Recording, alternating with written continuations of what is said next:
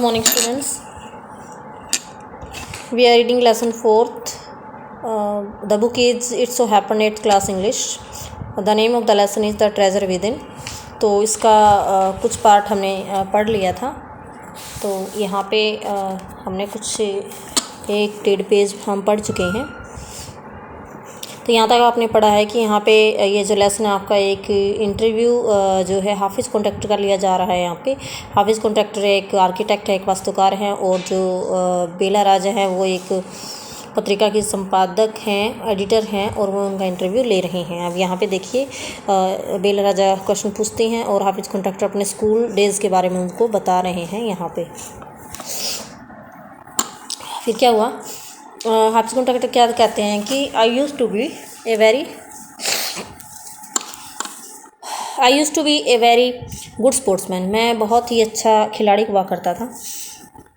I had been the senior champion. मैं senior champion हुआ करता था फॉर सो मैनी ईयर्स, कई सालों तक. And I also was the cricket captain.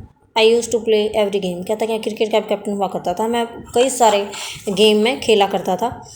But that year, लेकिन उस साल, I did not step out on to the field. लेकिन उस साल मैंने खेल के मैदान में कदम भी नहीं रखा.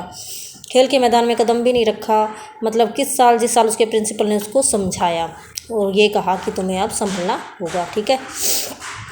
फिर क्या होता है कि I would go for prayers. उसके बाद मैं जो है प्रार्थना के लिए जाया करता था. And all I would do was eat and study. और क्या क्या करता था मैं, खाता था और पढ़ता था. प्रेयर के लिए, प्रार्थना के लिए जाता था, पढ़ता था और खाता था. I normally used to copy and pass. मैं नॉर्मली क्या होता है, सामान्य रूप से मैं यूज़ टू मीन्स किया करता था, परीक्षा में नकल करता था और पास हो जाता था. बट आई रियलाइज, लेकिन उसके बाद मैंने महसूस किया, रियलाइज़ किया था, महसूस करना, that once I was in SSC की once I could not do that. कि SSC यानी कि सीनियर सेकेंडरी क्लास में जब मैं था तो आई कुड नॉट डू दैट, तो वैसा नहीं कर सकता था. पर आई गोट ए सेकेंड क्लास. जब मैंने जो है सेकेंड क्लास से मैंने पास किया अपनी परीक्षा को 50% इन माई SSC सीनियर सेकेंडरी क्लास में मेरे 50% मार्क्स आए. और मेरे जो प्रिंसिपल थे उन्होंने मुझसे कहा कि सन बेटा, consider yourself as having got a distinction. Distinction क्या होता है, एक विशिष्टता, एक विशेषता, सबसे अलग होना एक तरह से. कि son consider yourself as having got a distinction, कि तुम अपने आप को ये समझो कि जैसे तुमने कोई उपलब्धि प्राप्त की हो. This is my memory. तो this is my memory of my school days. तो ये मेरे स्कूल के दिनों की मेमोरी मीन्स याद है. कौन कहते हैं यहाँ पे, जो हाफिज़ कॉन्ट्रैक्टर, वो सारा यहाँ से यहाँ तक वो वही बोल रहे हैं. इतने में बेला राजन से पूछ रही हैं. तो I did lots of other thing. मैंने और भी बहुत सारी चीज़ें की स्कूल में. See as far as my things are concern, जहाँ तक मेरी चीज़ें संबंधित हैं, आई कैन नॉट रिमेंबर, मैं याद नहीं कर सकता हूँ. I forgot things very easily, क्योंकि मैं चीज़ों को बहुत आसानी से भूल जाता हूँ. टू रिमेंबर, याद करने के लिए, I have to see things as a photograph. तो किसी भी चीज़ को याद करने के लिए मुझे उसको एक चित्र के रूप में, एक फ़ोटोग्राफ के रूप में देखना पड़ता है.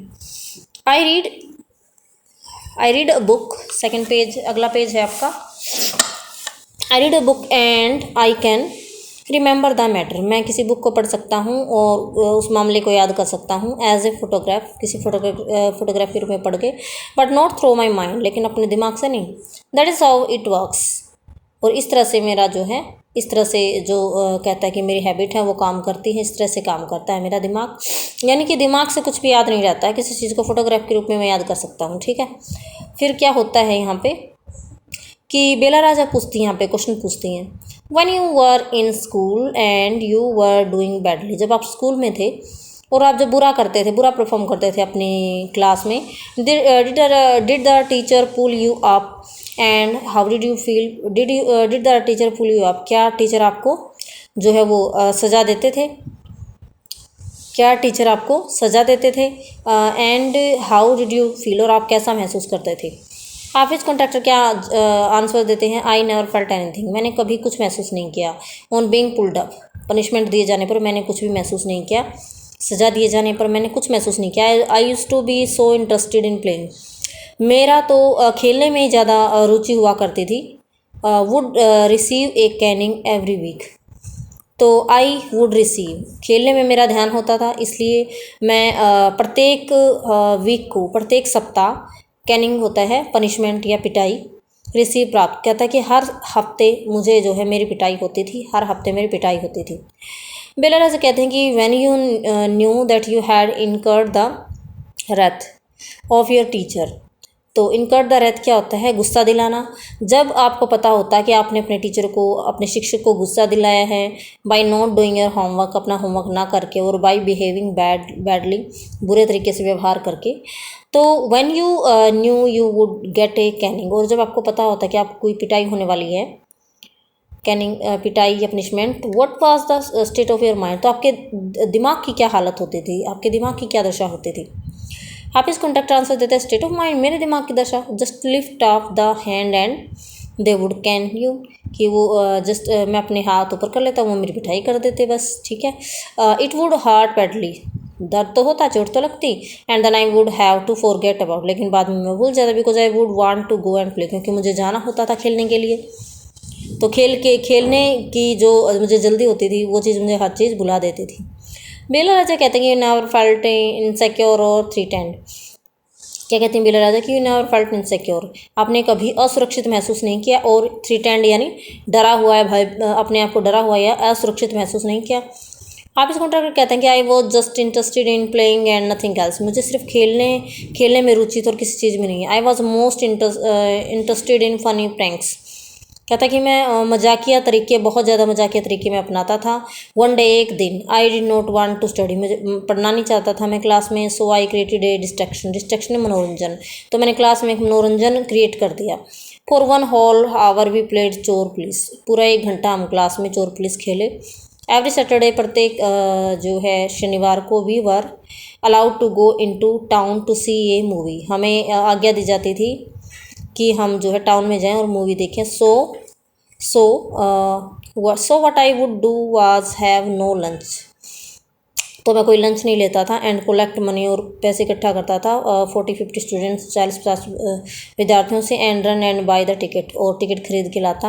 ऑन माई वे बैक, और मेरे वापसी के रास्ते में, I would eat to my heart's content, और वापसी के रास्ते में मैं हार्ट कंटेंट क्या होता है, मन भर के, पेट भर के मैं खाता था, जितनी मेरी इच्छा होती उतना मैं खा लेता था। I was to be leader of the gang, मेरा एक गैंग होता था, एक समूह था हम स्टूडेंट्स का, और मैं उनका लीडर यानी नेता था। We would have gang fights and plan strategies, तो स्ट्रेटजीज क्या होता है, योजनाएं, कि हमारा गैंग जो है वो लड़ाई भी करता था और योजनाएं भी बनाता था। These things use to interest me, और इन चीज़ों में मुझे बहुत मज़ा आता था। More than any academics, academic क्या होता है, किताबों से की गई पढ़ाई, शैक्षणिक की जो किताबी जो पढ़ाई है उसके बजाय मुझे ये चीज़ें करने में बहुत ही ज़्यादा रुचि थी या मज़ा आता था। नेक्स्ट पेज पे है